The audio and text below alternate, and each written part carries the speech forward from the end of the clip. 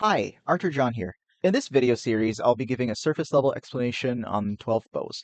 For now, we're doing the first 6, so the video isn't longer than it has to be. Just a disclaimer, I am no historian, just an enthusiast who wants to share what I've learned so far.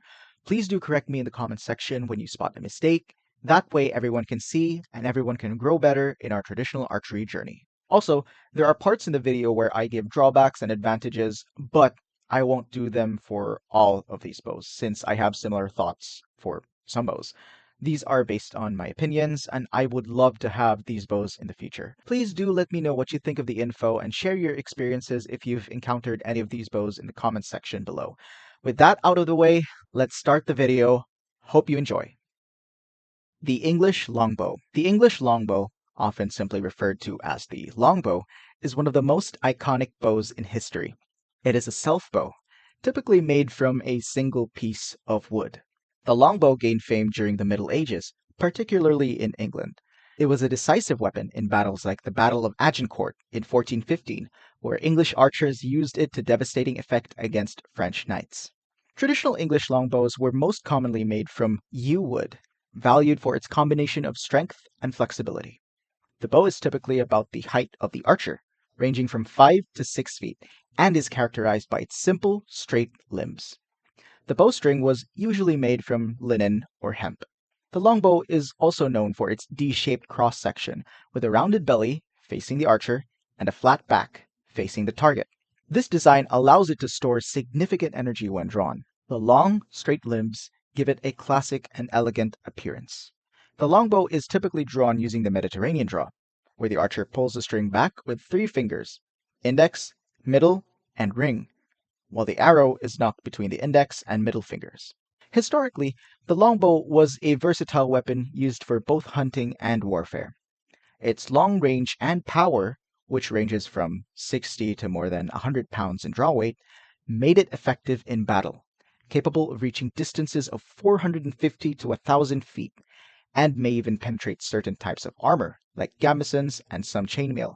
Today, it is revered in traditional archery circles for its simplicity and historical significance. It's also popular in reenactments and historical archery competitions.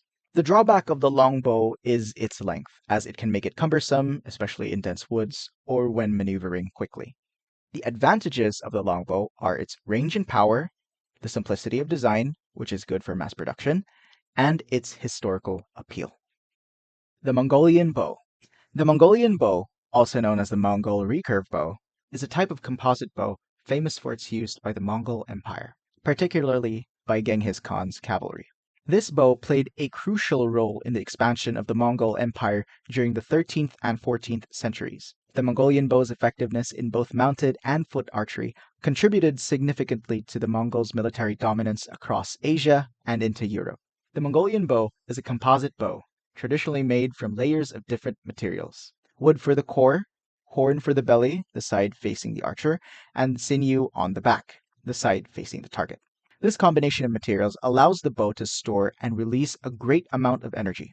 The bow is usually bound together with animal glue and covered in birch bark or other protective materials. The Mongolian bow is characterized by its distinct recurve shape, where the tips curve away from the archer when unstrung. This design allows for a compact size while still providing a powerful shot that can range from 60 to more than 90 pounds in draw weight.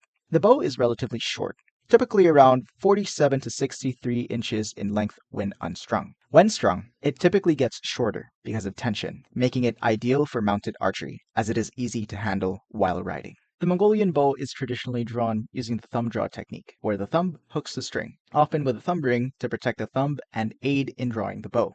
The other fingers support the draw by wrapping around the thumb. The Mongolian bow was primarily used in warfare and hunting. It was particularly effective in mounted archery, where Mongol horsemen could shoot accurately at full gallop.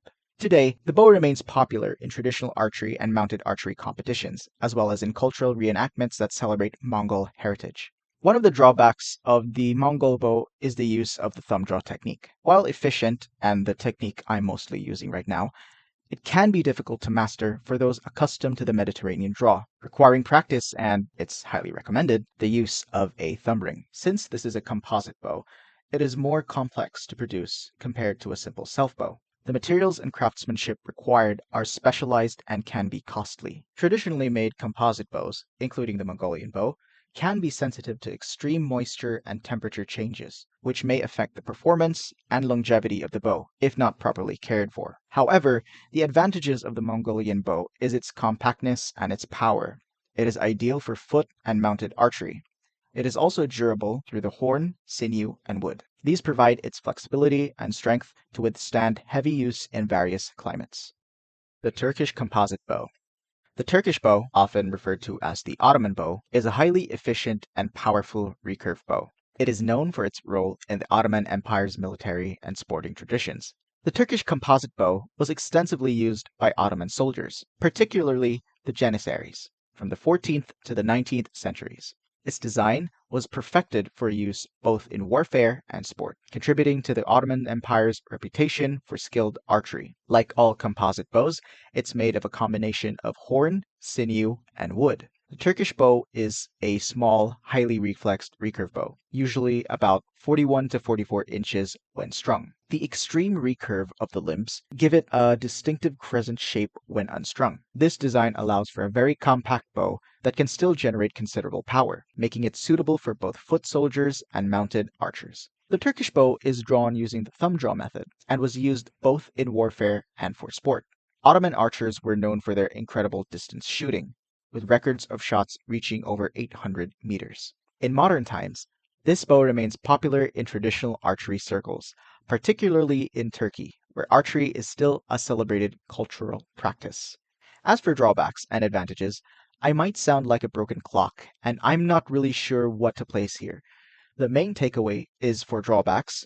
Composite bows generally require more complex methods for manufacturing than self bows, and are usually vulnerable to moisture, temperature, and weather conditions, which can affect durability. For advantages, any short bow is effective in mounted or foot archery. The Japanese Yumi bow.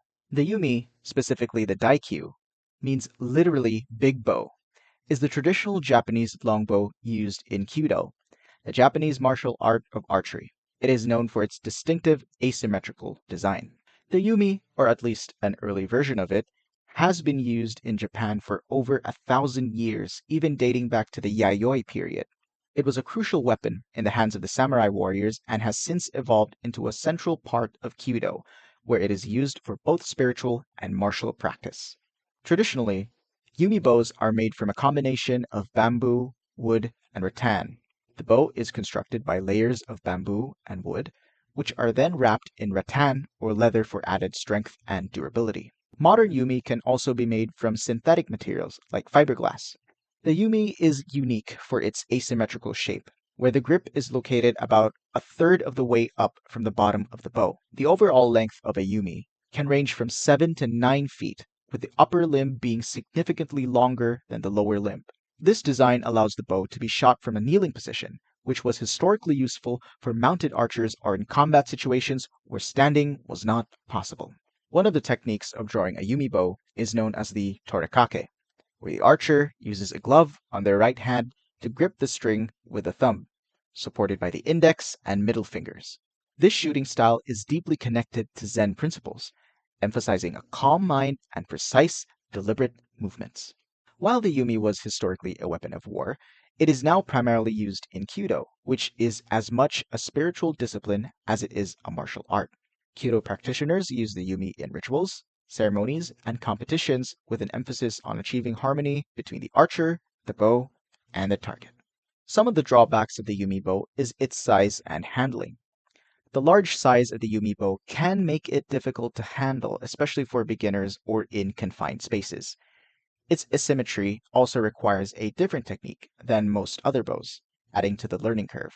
Kyudo, the art associated with the Yumi, is highly ritualized and may not appeal to archers looking for a more straightforward or practical form of archery. The emphasis on form and ceremony can also make it less accessible to those unfamiliar with Japanese culture. However, there is another type of archery for the Yumi bow that focuses specifically on mounted archery, which is Yabusame, which might be more appealing to other demographics. Some of the advantages of the Yumi bow is its cultural and spiritual significance. Practicing with the yumi is often seen as a form of meditation, whereas the act of shooting is as important as the result. The asymmetrical design allows the yumi bow to be used effectively from a variety of positions, including standing, kneeling, and even on horseback. It wasn't mentioned earlier, but in older times, the Yumi warbow, unlike the bows for Kyudo, which range from 25 to 66 pounds, went up to draw weights of more than 100 pounds. Though it is difficult to say due to the lack of information. This can make the Yumi bow deliver powerful shots over long distances, making it effective for both hunting and combat in its historical context. The Manchu bow. The Manchu bow, also known as the Qing bow, is a large, powerful bow used by the Manchu people of northeast China. It is a type of recurve bow known for its long draw length and the use of heavy arrows.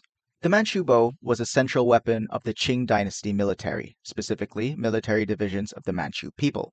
It played a significant role in hunting and warfare, helping the Qing dynasty to consolidate and expand its power across China and beyond. Traditionally, the materials needed are similar to composite bows, being wood, horn, and sinew. The limbs of the Manchu bow are wide and flat, with large, prominent siyas, the stiff, non-bending parts of the bow. The Manchu bow is characterized by its large size, often measuring over 60 inches when strung. The bow has a pronounced recurve with long siyas that contribute to its distinctive shape, its draw length, and power. It is designed to be drawn to a very long length, often over 36 inches, which allows it to, and is often required, shoot large, heavy arrows effectively. Usually, they weigh around 80 to 100 grams for war arrows, or 1,235 to 1,543 grain. The Manchu bow is traditionally drawn using a different version of the thumb draw technique. Unlike where the thumb hooks the string, the ring is the one hooking the string and is supported by the index finger, like in the demonstration here by Cathay Armory. The full draw length brings the arrow well past the ear, allowing for a powerful release. Manchu archery also emphasizes a distinct shooting form, where the archer often uses 3 anchor points: the string on chest, the feather to cheek, and the bow hand as an indicator. This could be when you feel the arrowhead on your thumb or your index finger. The Manchu bow was primarily used for both hunting and warfare. The heavy arrows make it capable of penetrating some early Chinese armor. Today, the Manchu bow is used in traditional archery practices, particularly those interested in historical Chinese archery and its martial applications. Now, since I have a hands-on experience with this bow, at least the fiberglass version of it, these are my points. The large size and long draw length can make the Manchu bow challenging to handle, especially for beginners or those with shorter draw lengths. The size makes it so that any form of katra, or the follow-through of the bow hand on release of the arrow, more challenging, specifically the side katra. Though the Manchu people have used this in horseback riding, some practice would be needed to handle this long bow on a horse. Traditional Manchu bows often have heavy draw weights, which can be difficult to manage without significant strength and practice. The best draw weight to experience the Manchu bow is about 60 pounds and above at your draw length. If the bow has a draw weight lower than 60 pounds, the large siyas might become weighty and hinder the energy transfer from the bow to the arrow. The Manchu bow can range from 40 pounds to more than 240 pounds. This makes the bow require significantly heavier arrows, which would be more costly and harder to find or produce. Even for those accustomed to regular thumb rings, Manchu thumb rings require a different technique than the conventional thumb grip method, requiring practice. However, an advantage of the Manchu bow is its power. The design and size of the Manchu bow allow it to exert significant energy, requiring heavy arrows with great power. And due to the Manchu bow's design and draw length, it has a smooth draw, which gives the archer room to expand and find their maximum draw length. Manchu archery requires a Manchu ring. However, using the bow with different rings like Turkish or other rings are still very much doable, along with almost all other drawing techniques, from the Mediterranean draw to the thumb draw. The Korean Kakung bow. The Korean bow is known for its small, highly reflexed design. It is a type of composite recurve bow that has been used for centuries in Korea for both hunting and warfare. The Korean bow has a rich history in Korean culture, dating back to ancient times. It was a favored weapon of Korean archers, both on foot and on horseback, due to its portability and power.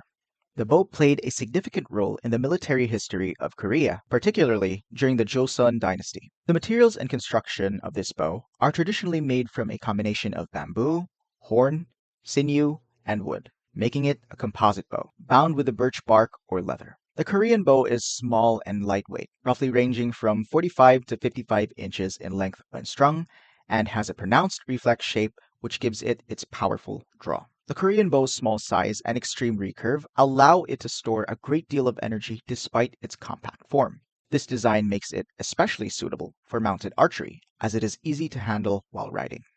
The bow's Cs are relatively short, but can contribute to the bow's quick snapback and power. Like the Manchus, the Koreans have a different shape for their thumb rings. The male thumb rings are shaped with a small protrusion that sticks out that the bowstring hooks behind, while the female thumb ring simply covers the front joint of the thumb. Historically, the Korean bow was used by warriors for both foot and mounted archery. Its compact size and its power made it effective in battle and hunting. Today, it remains popular in traditional Korean archery and is celebrated in cultural festivals and competitions. Thank you so much for watching this video. It means a lot to me. This was a bit challenging than anticipated. I'll probably post part 2 sometime next week. Anyways, please like, comment, and subscribe, and follow me on my social media accounts. Bye for now. Padayon lang.